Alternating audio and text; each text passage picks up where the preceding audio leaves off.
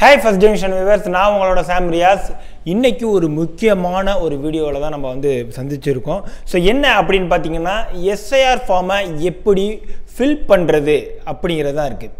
தேர்தல் ஆணையம் அறிவிச்சிருக்கு SIR ஃபார்மை யார் ஃபில் பண்ணி தர்றாங்களோ அவங்களோட பேர்கள் மட்டும் தான் இப்ப நடக்க போற சட்டமன்ற தேர்தல் லிஸ்ட்ல இருக்கும். மீதி உள்ள பேரை எல்லாத்தையும் ரிமூவ் பண்ணிடுவோம் அப்படிங்கிற மாதிரி தேர்தல் ஆணையம் அறிவிச்சிருக்கு.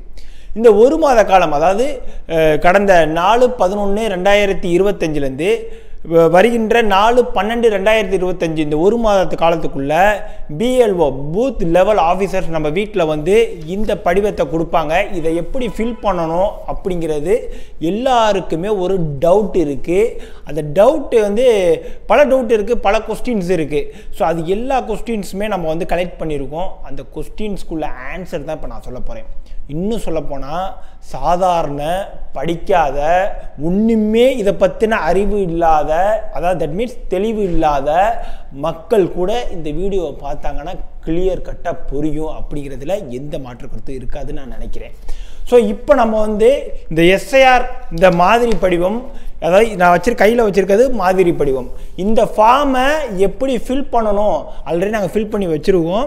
ஆல்ரெடி எலெக்ஷன் ஆபீசர்ஸ்ட்ட நம்ம இத டிஸ்கஸ் பண்ணிருக்கோம்.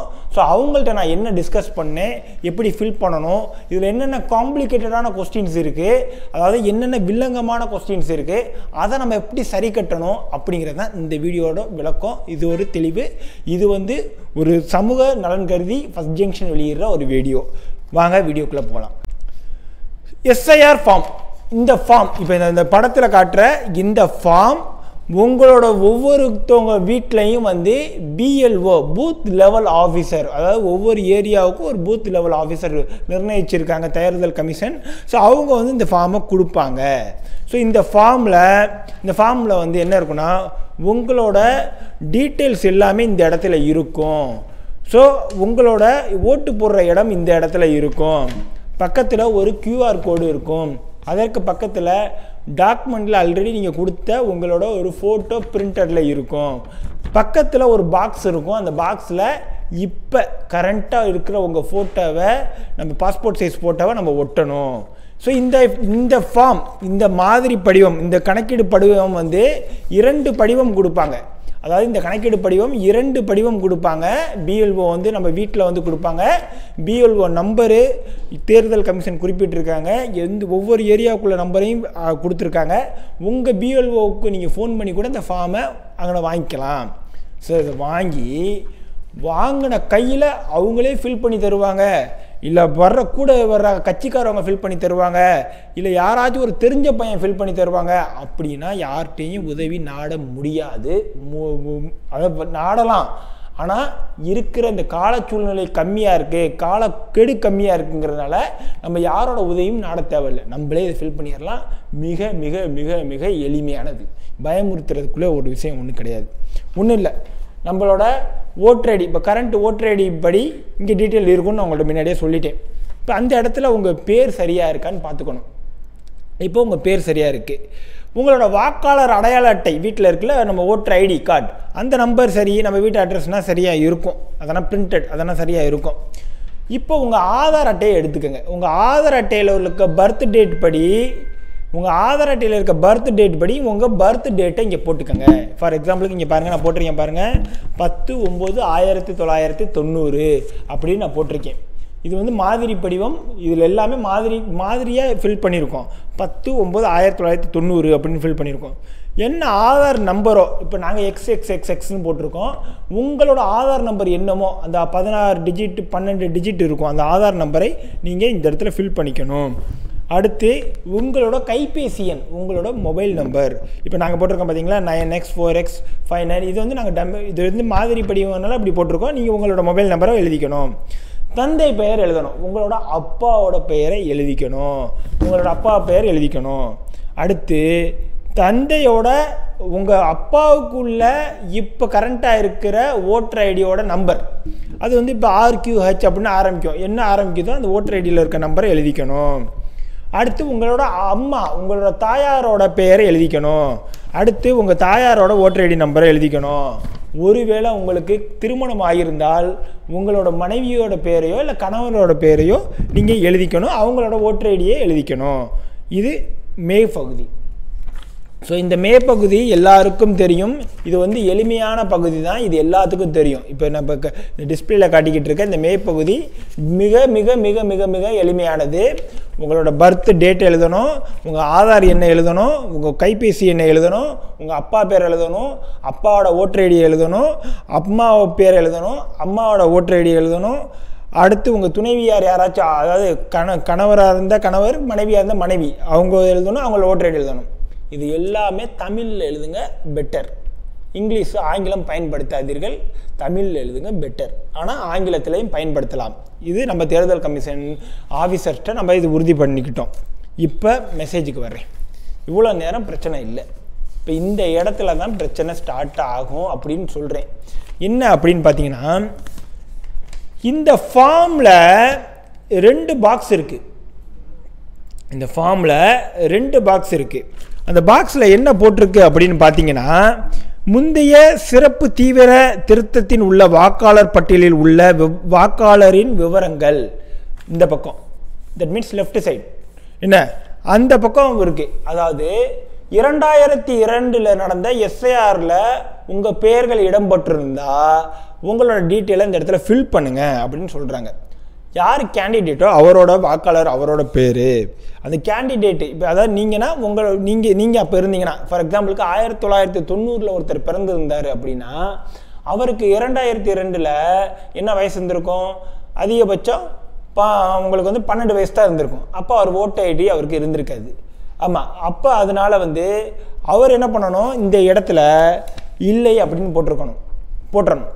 ஒருவேளை முந்தைய 2002 எஸ்ஐஆரில் பங்கு பட்டிருந்தா, உங்கள் பேர் லிஸ்ட்டில் இருந்தா, அது எப்படிங்க எனக்கு தெரியும் அப்படின்னு தானே கேட்குறீங்க.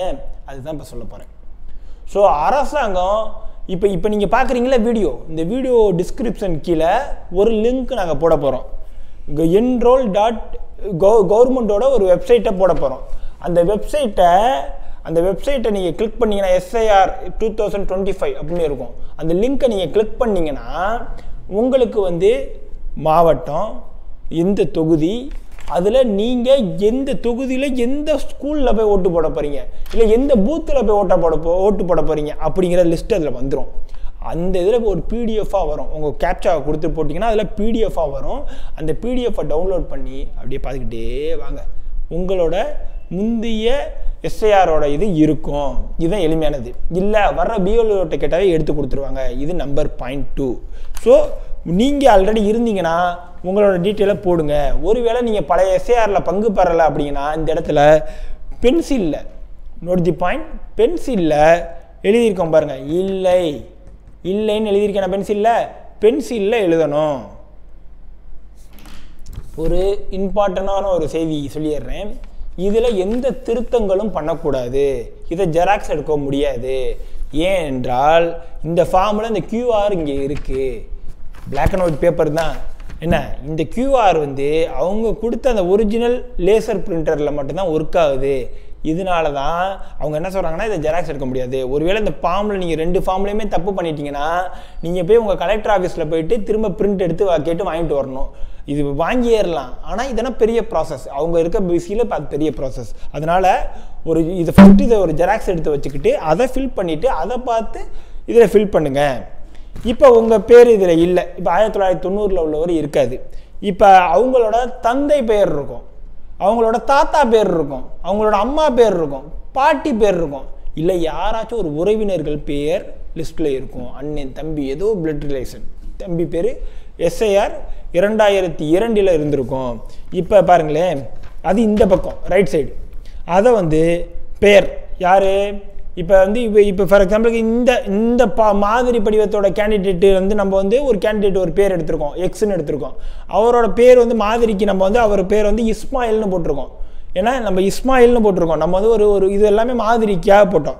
இப்போ அவர் தானே அவர் தந்தை. இப்போ அவர் தந்தை 2002 வந்து அவர் வந்து இருக்குது, லிஸ்ட் இருக்குது. அப்போ இஸ்மாயில், அவருக்கு ஒரு தந்தை ஒருத்தர் இருந்திருப்பார்ல, அவங்க தந்தை யூசுப். இது வந்து நம்ம லிஸ்ட்டில் வந்திருக்கோம். அவங்களோட தந்தை, அதாவது நீங்கள் கேண்டிடேட்டு, உங்களோட தந்தை பேர் இஸ்மாயில், சும்மா ஒரு பேச்சுக்கு சொல்கிறேன் என்ன, அவங்களோட தந்தை பேர் வந்து யூசுஃப் இப்படி வச்சுக்கோங்களேன். இப்போ அதை போட்டுறோம். என்ன உறவு முறை நீங்கள் போட்டுறீங்க, என்ன மாவட்டம், சென்னை மாவட்டம். இப்போ சென்னை மாவட்டம், உங்கள் மாவட்டத்தை நீங்கள் எழுதிடுறீங்க சென்னை மாவட்டம். நீங்கள் என்ன ஸ்டேட்டு, தமிழ்நாடு. அதான் மாநிலம் என்ன, தமிழ்நாடு. உங்கள் சட்டமன்ற தொகுதி என்ன, உங்கள் சென்னையில் இருக்க உங்கள் சட்டமன்ற தொகுதி டி நகர் இல்லை கொளத்தூர் இல்லை வேறு ஏதாச்சும் ஒரு இடம், சேப்பாக்கம், ஏதோ ஒன்று.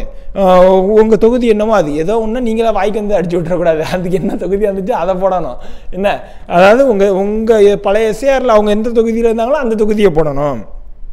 கீழே இந்த இடத்துல சட்டமன்ற தொகுதியின் பெயர் மற்றும் எண் அப்படிங்கிறது போட்டிருக்காங்க.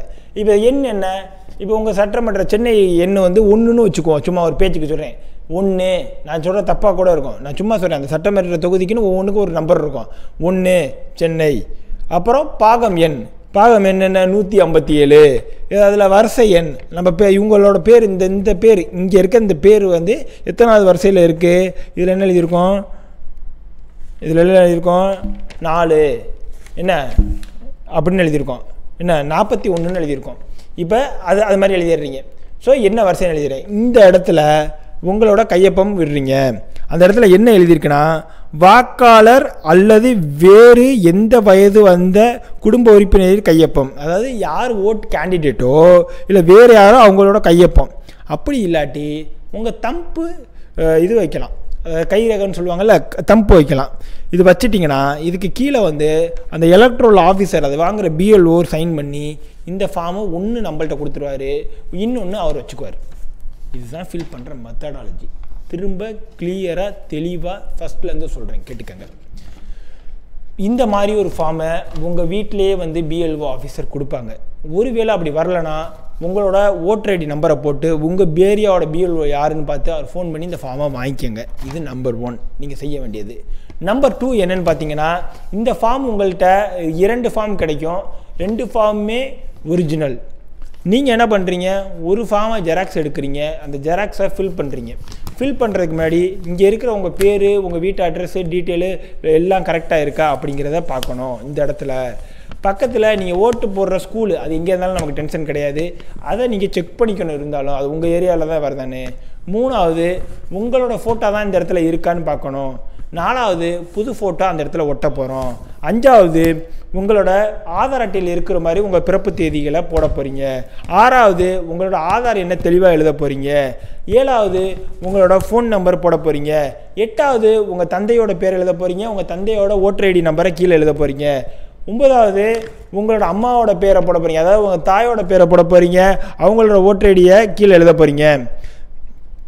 அதுக்கடுத்து நீங்கள் மேரீடாக இருந்துச்சுன்னா, நீங்கள் மேரீடாக இருந்தால் உங்களோட ஹஸ்பண்டோட பேரையோ இல்லை உங்களோட ஒய்ஃபோட பேரையோ போட போகிறீங்க. அவங்களுக்கு ஓட்டர் ஐடி இருந்துச்சுன்னா அவங்க நம்பர் எழுதிக்க போகிறீங்க. மேரீடாக இருந்தால் மட்டும் எழுதினா போதும், இல்லாட்டி தேவையில்லை. சரிங்களா? இப்போ இதில் லெஃப்ட் சைடு, அந்த ஃபார்மில் லெஃப்ட் சைடு வந்து நீங்கள் வந்து 2002 எஸ்ஐஆரில் பங்கு பெற்றிருந்தீங்கன்னா அதை போட போகிறீங்க. 2002 உங்களோட பேர் லிஸ்ட்டில் இருக்காது, நீங்கள் பங்கு பெற வயசு இருந்திருக்காது அப்படின்னா அந்த இடத்துல பென்சிலில், திரும்ப சொல்கிறேன், பென்சிலில் இல்லை என்று எழுதி விடுங்கள். ஸோ ரைட் சைடு முந்தைய சிறப்பு உங்களோட உறவினர்களோட டீட்டெயில் வேணும்னு கேட்குறாங்க. உறவினர்கள் யாராக இருக்கலாம்னா, அப்பாவாக இருக்கலாம், அம்மாவாக இருக்கலாம், தாத்தாவாக இருக்கலாம், பாட்டியாக இருக்கலாம், அண்ணனாக இருக்கலாம், தம்பியாக இருக்கலாம், சொந்த பந்தங்கள் யாராக வேணால் ரத்த உறவுகளுக்கு இருக்கலாம். ஸோ அப்படி எழுதும் போது தந்தையோட பேர், அவங்க தந்தைக்கு பேர் என்னமோ அந்த பேர் எழுதுங்க. தந்தைன்னு எடுத்துக்கிட்டிங்கன்னா தந்தையோட பேர், அவருக்கு ஒரு அப்போ எஸ்ஐஆரில் இருந்த வாக்காளர் அந்த நம்பரு, உறவினர் பேர், அவருக்கு ஒரு உறவினர் இருப்பார்ல, அவங்க அப்பாவோ அம்மாவோ இருப்பாங்கள்ல, அந்த கார்டில் என்ன உறவினர் பேர் இருக்கோ அந்த பேர், உறவு முறை, அவங்க 2 பேருக்குள்ள உறவு முறை என்னவோ அந்த உறவை, தாயா தந்தையா அப்படிங்கிற அந்த உறவு முறை, அவங்க எந்த மாவட்டங்கிற அந்த மாவட்டம், அவங்க எந்த மாநிலம், தமிழ்நாடு எந்த மாநிலம்ங்கிற மாநிலம், அவங்க எந்த தொகுதியில் இருக்காங்க, டி நகர் தொகுதியா, சேப்பாக்கம் தொகுதியா, குளத்தூர் தொகுதியா, இல்லை எனிவர்த தமிழ்நாடு எந்த தொகுதி அப்படிங்கிற அந்த தொகுதி, அந்த தொகுதிக்குன்னு ஒரு நம்பர் இருக்கும். ஃபார் எக்ஸாம்பிளுக்கு சென்னைன்னா 1 2 3 4 5ன்னு இருக்கும். அப்போ அந்த தொகுதிக்குன்னு அந்த நம்பரை, அந்த நம்பரை போட்டுக்க போகிறீங்க. அடுத்து உங்கள் ஓட்டர் ஐடி இருக்க அந்த புக்கோட பாகம் நம்பரு, அந்த புக்கில் எத்தனாவது வரிசையில் இருக்குது எண், அந்த இதை போட்டுட்டு இங்கே உங்கள் சைனை பண்ணி எலக்ட்ரோல் அவர் சைனை வாங்கிட்டு, அதாவது பிஎல்ஓ சைனை வாங்கிட்டு ஒரு ஃபார்மை கொடுத்துட போகிறீங்க. கொடுத்தா சக்ஸஸ்ஃபுல்லி நீங்கள் எஸ்ஏஆர் லிஸ்ட்டில் வந்துடுவீங்க. ஒருவேளை நீங்கள் கொடுத்த இன்ஃபர்மேஷன் மிஸ்மேட்சாக இருந்துச்சுன்னா இதுக்கு அப்ஜெக்ஷன் போவாங்க. அப்போ அந்த சொன்ன அந்த 12 ஃபார்ம் 12 டாக்குமெண்ட்டில் ஏதாவது ஒரு டாக்குமெண்ட்டை கொடுத்து அப்ஜெக்ட் பண்ணலாம். சரியாக இருந்து ஏற்றுக்கிட்டாங்கன்னா உங்களுக்கு ஓட்டர் ஐடி உங்கள் லிஸ்ட்டில் வந்துடும். அந்த 12 ஃபார்மில் ஆதார் இருக்குது, பேங்க் பாஸ்புக் இருக்குது, எல்ஐசி இருக்குது, நேட்டிவ் சர்டிஃபிகேட் இருக்குது, ரெசிடென்ட் சர்டிஃபிகேட் இருக்குது, ஜாதி சான்று இருக்குது, இந்த மாதிரி பல இது இருக்குது. ஸோ இதுதான் ஓட்டு போடுறது. மிக கவனமாக இப்போ நான் சொன்ன வீடியோவோட இது எல்லாருக்கும் பரப்புங்க. இதுலேயும் உங்களுக்கு புரிதல் இல்லைன்னா பக்கத்தில் அருகாமையில் உள்ளவங்கள்ட்ட நல்லா விசாரித்து தெளிவாக கேட்டு உங்களோட ஃபார்மை ஃபில் பண்ணி உங்களோட வாக்கை காப்பாற்றிக்கங்க. வாக்குரிமைங்கிறது நமக்கு ரொம்ப முக்கியமானது. ஸோ அந்த வாக்கை யாருக்காகவும் எதுக்காகவும் விட்டு கொடுக்காதீங்க. ஒரு நல்ல வீடியோவில் சந்திக்கிறேன். இந்த எஸ்ஏஆர் ஃபார்ம் ஆன்லைன்லேயும் வந்திருக்கு. அது எப்படி பண்ணணுங்கிறத இன்னொரு வீடியோவில் சொல்லியிருக்கோம். அதோட லிங்க் இந்த டிஸ்கிரிப்ஷனில் இருக்குது. அதையும் பார்த்து தெரிஞ்சுக்கோங்க. ஸோ இன்னொரு வீடியோவில் சந்திப்போம். அதுவரை உங்களிருந்து விடைபெறுவது உங்கள் சாம் ரியாஸ். நன்றி, வணக்கம், பாய்.